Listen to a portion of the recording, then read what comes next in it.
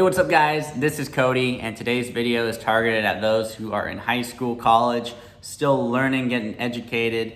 And I just wanted to create a little video to share the story that I heard in high school from one of my teachers that has been able to launch me into acquiring $2 million worth of rental real estate over the past 2 years since getting out of school. So there it was, senior year. I was trying to get great grades so that I could put that on my transcript and deliver that to my next school, which in mind was Pacific Lutheran University or the University of Puget Sound, all local schools. And I wanted to pick the easiest class possible. And little did I know I ended up picking a class that wasn't quite so easy, but I went through civics, and I had a teacher who, that was actually their last year. They were retiring, and they were very, very organized. They mapped out from day one all the way to the end of the semester what class was gonna look like. We opened up a journal, wrote it down, and one of the last days he had on that agenda was a secret day. He was gonna teach us how to make money when we sleep. And I was just thinking, well, I don't really know what to do. I don't know how that even makes sense. I just gotta go to college, get a good job, gotta work. Granted, I had read Rich Dad, Poor Dad, but it had been a while, so I wasn't really thinking real estate. And so I did what any teenager would do at that age. And I asked my buddy who had already taken the class the previous semester. He said, oh, he's gonna teach you how to buy a house, rent it out, and then one day buy another house and rent it out. Now, my civics teacher was a lawyer, and we got all the way through the semester. We got to the end, he started teaching us about real estate. He was saying he had folks that were in his class 7-8 years ago who started doing real estate, and now they're retired on a boat somewhere. And so I asked the question, well, have you made more money in real estate or have you made more money as a lawyer? Because in my mind, I was thinking, well, lawyers have it made. And he said, by far, 100% in real estate. Whatever you got to do to get in, get in. He borrowed money from his dad to get into his first deal. Granted, way back then, houses were cheaper. But he said, whatever it takes, you got to borrow money, you got to raise it, you got to make it, find a way to get into your first deal, and you can thank me later. And so there it was. I was thinking, wow, that's awesome.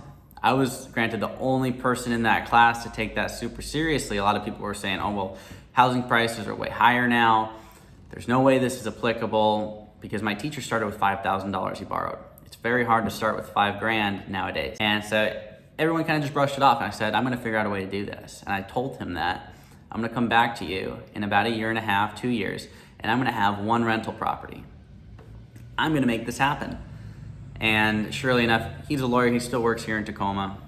And I graduated from Wilson High School, got through it, ended up going to a community college, which wasn't my first choice, and got licensed as a real estate agent. I talked a little bit about that story in a previous video, but that led into me learning about real estate in a further sense. I got to jump in full bore. I got my first 12-plex, and then I went back to this teacher, my civics teacher who had retired. He was still working as a lawyer in Tacoma. And I just called up his office and I said, hey, I'm looking to get a meeting with you. I want to share something with you. And as soon as I walked in, he remembered me. He remembered what I told him, and he asked me if I got any apartments, and I said I got 12. I skipped the 1, I skipped the 2, I skipped the 4, and I just went straight to 12. And it's all because of his story, saying no matter what it takes, get into real estate. If you're 18, you're 17, you're 16, there are going to be a lot of people that say, oh, it's too much money, prices are higher.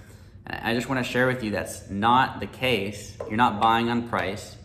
You're gonna have a down payment. You're not gonna pay cash. Get committed to the long-term play. Focus on the thing that has the most upside, because even if it's impossible, it's worth striving for.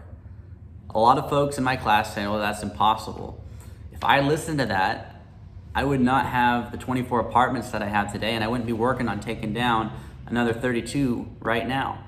And so focus on the thing that has the most upside. Don't get caught up in the little details. Focus on your potential. Don't focus on $1 right now. You don't need to be the richest kid in school. You don't need to be the richest person in your office. You don't have to be making the most money. But if you focus on your potential, improving you, forget the paycheck right now, but just keep on building yourself, building your skills, and focus on that story. Focus on building your story, building who you are. As long as you keep doing that, you're gonna succeed, you're gonna hit your targets, you will get setbacks, but you're gonna make it there as long as you don't quit. So with that, keep that story in mind. Most teachers aren't gonna share that with you. I was very fortunate to have mine share that with me, but now it's my turn to share it with you.